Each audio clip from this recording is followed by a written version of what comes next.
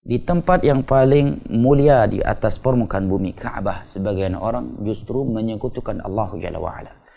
Padahal Ka'bah adalah simbol tauhid, simbol pengagungan kepada Allah Jalla wa'ala. Tetapi sebagian orang justru melakukan kesyirikan di tempat yang paling suci, yang paling mulia dan yang paling agung tersebut di atas permukaan bumi. Makanya Umar bin Khattab radhiyallahu anhu, sebagaimana yang diriwayatkan oleh Imam Al-Bukhari, ketika beliau mencium Hajar Aswad, beliau berkata kepada Hajar Aswad yang ada di Ka'bah tersebut, "Inni la'alam annaka hajarun la tanfa' wa la tadur.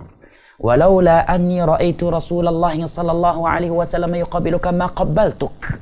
Wahai Hajar Aswad, aku tahu kamu ini sekedar batu, benda mati, la tanfa' wa la tadur. Engkau tidak akan bisa memberikan manfaat, membuat orang kaya menjadi miskin, orang miskin menjadi kaya, orang sakit menjadi sehat, orang sehat menjadi sembuh, yang jelek menjadi tampan, ya, menjadi sebab orang cepat dapat jodoh, rumah tangga menjadi langgeng, sakinah, mawaddah dan rahmatnya. La tanfa'. Engkau hanya batu, benda mati, tidak bisa memberikan manfaat dan tidak bisa memberikan mudarat. Nyo bate bak Kaabah, pulang bate yang gejuk li tengku.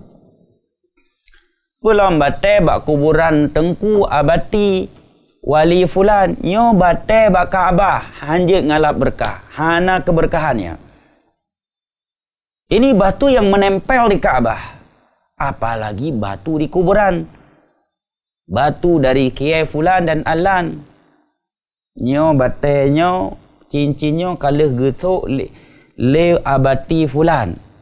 Nyo cukup keramat bate cincinyo. Nah, nyo tabah yang perang, insya-Allah han tembus punya kena anak bedi. Ba kena punya anak tembus. Nah, kalau memang enggak tembus, dia pakai syaitan ruqyah orang tersebut. Ya, kalau dia menganggap dirinya kebal. Makanya Umar bin Khattab radhiyallahu anhu ketika mencium Hajar Aswad, beliau mengucapkan sebuah ucapan yang menunjukkan beliau sudah terdidik dengan tauhid dari Nabi SAW sebagai tokohnya ahli tauhid dan sebagai pelajaran untuk kaum muslimin. Kata beliau, "Inni la'alam," aku tahu, annaka hajarun, engkau ini hanya sekedar batu, benda mati, la tanfa' wa la tadur. Engkau tidak akan mampu mendatangkan manfaat dan memberikan mudarat.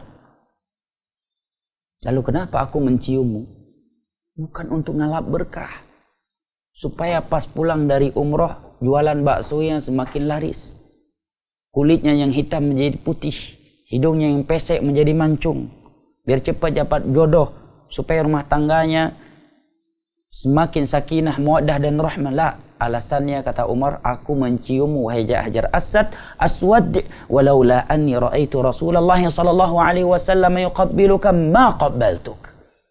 Aku menciummu karena aku melihat Nabi menciummu ketika tawaf. Seandainya aku tidak melihat Nabi SAW menciummu ketika tawaf, tentu aku tidak akan menciummu. Pelajaran tauhid yang luar biasa. Tapi hari ini kita lihat betapa banyak sebagian orang miwa umroh hanam tume cuma Hajar Aswad lam tang hanapai ti hana menyum yu umroh kalian. Wah, tetapi mia tempat untuk mencum Hajar Aswad, walaupun getrom gop, gesuh gop, sebagai orang lagi kan, gesuh gop, getrom gop, getarik gop, geraba-raba badan urinang yang naik ke, supaya nak cium Hajar Aswad. Demi mencium Hajar Aswad, dia menendang, dia menarik, ya, bahkan memeluk wanita, ya, bahkan badannya menempel di dada wanita. Ini pemandangan yang menyedihkan di depan Ka'bah. Makanya ketika ada seorang wanita dengan bangganya bercerita kepada ibunda kita Aisyah radhiyallahu anha bahwa dirinya telah mencium Hajar Aswad di dalam kerumunan kaum laki-laki, maka Aisyah mengatakan, engkau menciumnya di dalam kerumunan kaum laki-laki, la ajarakillah, semoga Allah tidak memberikan pahala kepadamu. Naam, mencium Hajar Aswad adalah sunnah di dalam tawaf, tetapi dengan syarat tidak boleh ada keyakinan untuk ngalap berkah. Yang kedua, tidak boleh sampai membuat kita jatuh ke dalam perbuatan yang haram hanya gara-gara amalan yang sunnah. Haram contohnya apa? Menzalimi orang, menendang, memukul, menarik, ya, sampai-sampai sebagian mereka wajah yang sudah menempel di wajah wanita yang ada di depannya. Nah, dan kita fokus di sini kepada mereka yang ngalap berkah. Sehingga kalau pulang umrah belum sempat cium Hajar Aswad, dia sedihnya luar biasa. Lebih sedih ketimbang selama di Mekah di sana jarang ke masjid. Ya, supaya bisa fokus ngerokok di hotelnya. Ya. Selesai ke umrah, malas-malesan. Nanti hari terakhir baru kembali lagi ke Masjidil Haram untuk tawaf wada. Tetapi kalau sempat pulang nggak cium Hajar Aswad, oh masya Allah sedihnya sebagian orang. Subhanallah.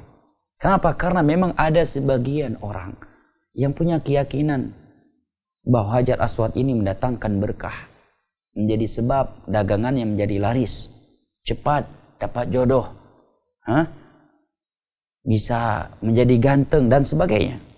Demikian juga pada bebatuan yang ada di gunung Arafah, ya, yang sebagian orang menamakannya Jabal Rahmah.